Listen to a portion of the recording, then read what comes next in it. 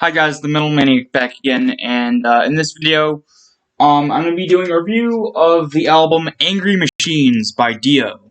Yes, another Dio album review. This album was released, I believe it was originally released in 1996. No, this is the 2019 remaster slash re-release, and it doesn't have the original date on it, so but if I remember correctly, it was originally released in 1996. Anyway, um, so yeah, band members. Hold on. Eh, oh, here we go. Ronnie James Dio on vocals, Tracy G on guitar, Vinny Appice on drums, and Jeff Pilson on bass. So yeah, let's get right into the songs. So the first song is called Institutional Man. This one's a really good song, and it's a really good opening track too. It has a very heavy guitar riff and just an overall heavy feel to the song. Um, it's just I don't know what it is about the song, but it's like, even though it's not like the most like jaw-dropping song, it really works as the opener to this album. But yeah, it's just a really good song. I absolutely love it. Track number 2 is Don't Tell the Kids, another great song.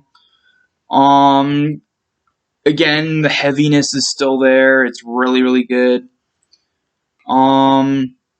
Track number 3 is Black. This one's pretty good. Not as great as tracks 1 and 2, but still a really good song.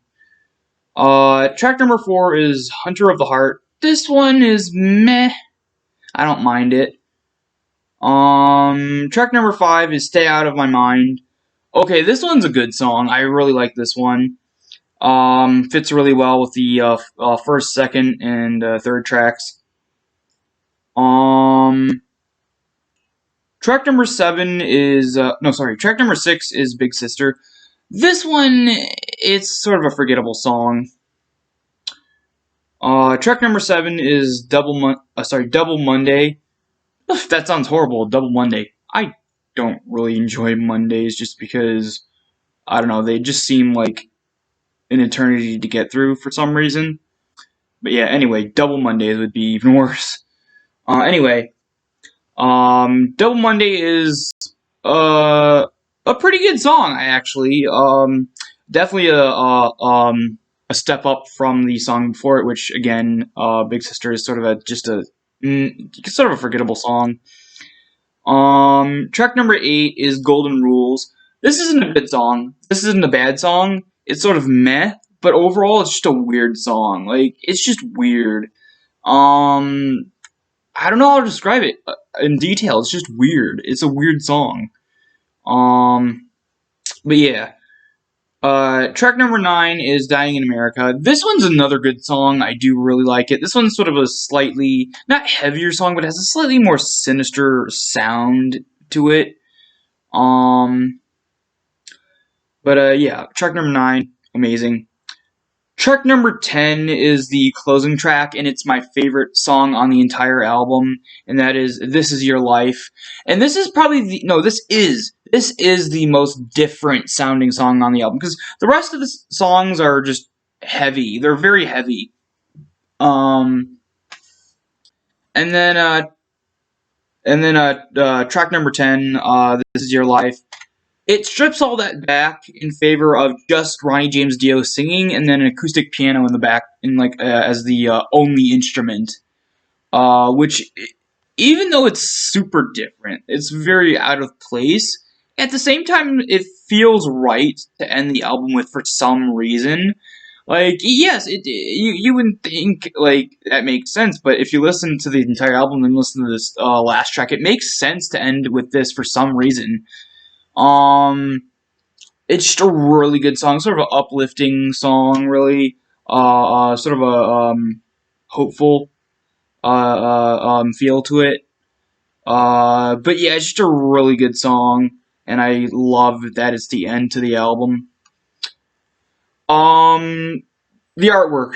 The artwork is decent. It's not the best artwork on a Dio album, but it's also not the worst. It's sort of in the middle. It's decent. Um, I don't know. It's just kind of meh, really. But on the inside though, the artwork, I actually like the artwork on the inside even more. Kind of reminds me of Doom and what was it, Doom Eternal, where like it has the hellscape, and it's like the actual like city of Earth that's like crumbling and stuff like that. Um, that's kind of what the landscape here reminds me of. The crumbling hellish city from Doom Eternal. Um, hell, even the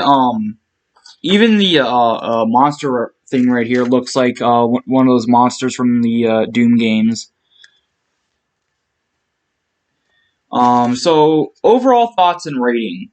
Um, Overall, it's definitely one of the most different sounding Dio albums I've listened to. Like, there's only one Dio album I haven't listened to yet, which is Strange Highways, which I will get to eventually. I don't know when, but so far this is the most different. Yeah, you could kind of say that Lock Up the Wolves sounds a lot different than most Dio albums as well. Yeah, but but this one a bit more so in a completely different way. Like, for example, Walk Up the Wolves, is sort of a transition album, like, them sort of leaving their old classic sound to their newer sound that they would have, from, um, Strange Highways onwards. And, but yeah, so they kind of still had that mix of their classic sound and also a lot of their new sound as well. Whereas this album, they're kind of getting to their newer sound, but not quite yet. It still kind of has sort of a weird feel to it. Not in a bad way though. It's just, it's sort of another sort of almost like a um, proto new sound type, proto new Dio sound type album. Like, they're almost to their newer sound, but not quite. Um, but yeah, it's just a different sounding album, and that's not a bad thing. This album, I'm gonna give it a 7 out of 10. Um, for the most part, it's good. I like majority of these tracks, except for I say Big Sister and Golden Rules. Um, but yeah, I mean, majority of this album really holds up. I do really like it. But the only reason I don't rate it a higher than 7 out of 10 is because it has a very weird feel to it, and it's definitely. Oh, I almost forgot to mention, this doesn't even sound like a Dio album. Like, and that's like even like taking into account the previous album, Lock Up the Wolves. No, sorry, not the. This is the Lock Up the Wolves is the album. Not after this, but after Strange Highways. But uh, taking into consideration Lock Up the Wolves is like, yeah, even though it's different, very different, it still has the Dio feel to it. Whereas this album kind of doesn't.